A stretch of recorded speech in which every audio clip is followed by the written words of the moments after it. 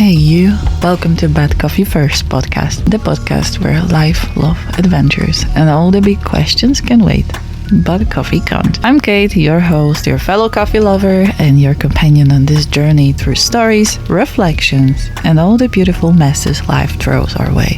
Before we dive into anything, let's get one thing straight.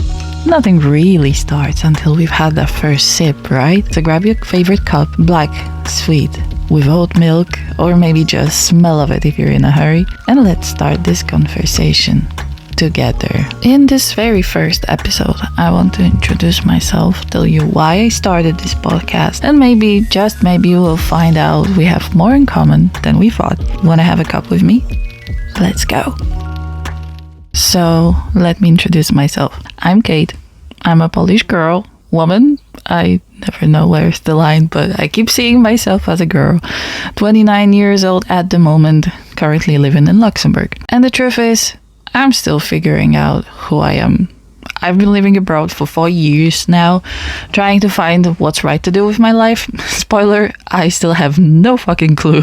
At some point in 2021, during my miserable shift at my miserable job, I had a strong vision of palm trees, a beach, blue water, and me somewhere in between, just to get out of there.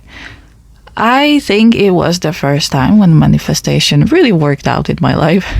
Because after a few months, with many perturbations on the way, I managed to leave the country to Luxembourg. And if you are familiar with the map of Europe, Luxembourg doesn't have any beaches or palm trees. Well, I've managed to see them eventually, but later about that. Anyway, first time working abroad, first time working on a campsite. It's been completely different than I expected. Work was hard. What could go wrong went even worse. But unexpected thing happened and I fell in love out of nowhere when I finally stopped searching, when I gave up on everything and everyone, ready to face the world all by myself. So I had my companion, who I could have shared my unusual life with. We've traveled together, we worked together, shared the same values. We didn't want stabilization, no kids, no mortgage. We were working seasonal jobs in tourism, so we could travel during the winter off the season. And that's how I ended up in Portugal. Me hiking for the first time, a long distance trail, and volunteering for the first time, thanks to work away. We've met our family, still hiking, still discovering, still not having one place to stay between the seasons. We've been to Finland together, traveled through Netherlands together. Maybe you can suspect where that's going. We. And as much as I thought I was doing to myself, mainly my focus was on managing life. Yes, well, all women know that. Shopping lists, groceries, cooking, laundry, cleaning, and working at the same time, full-time job. And it's only 24 hours in a day, so I had to choose what I want to focus on. And my blogging was swept away as I've become Hestia to take care of a home fire. Anyway, that ended up last autumn. What scared me the most was the fact that I had to find myself all over again.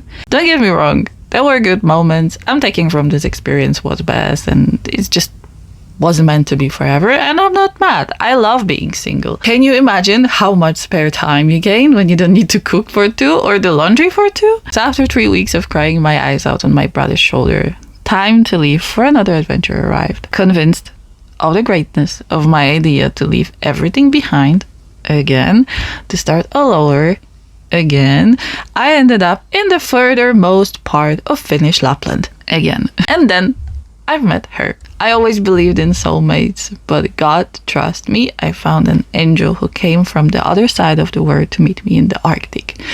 That's how I gained a best friend who was always next to me. Like literally, she lived next door, supporting, comforting, and letting me be me. The loud, the goofy version of Kate. And when the time of goodbyes came, gosh, I never cried so much before at the airport. So you see, since the day I've left my country, I've never been all by myself. The right person was just there. They was just waiting for me. Now in Luxembourg is the very first time when I'm completely alone and didn't make any closer friends yet. Well, I have to add something, okay? And I want it to be said loud. I have my herd Like, I have my people, my family and friends back in Poland who are very supportive, very understanding and caring. They're always there for me. And if I call them in the middle of the night, I can always crash their couch. And the problem is that they are there and I am here. And no one is popping by for coffee, and I can't go to my neighbors to borrow sugar, and I keep missing out on birthdays and family Christmas. So I have to admit something, okay? I'm still miserable. Well, yes, I am. I'm not gonna hide it. But don't worry, especially, yes, my herd, hello, that's for you. Really, I'll be fine. It's just one of these chapters through which I have to walk alone. Kate Coelho quote.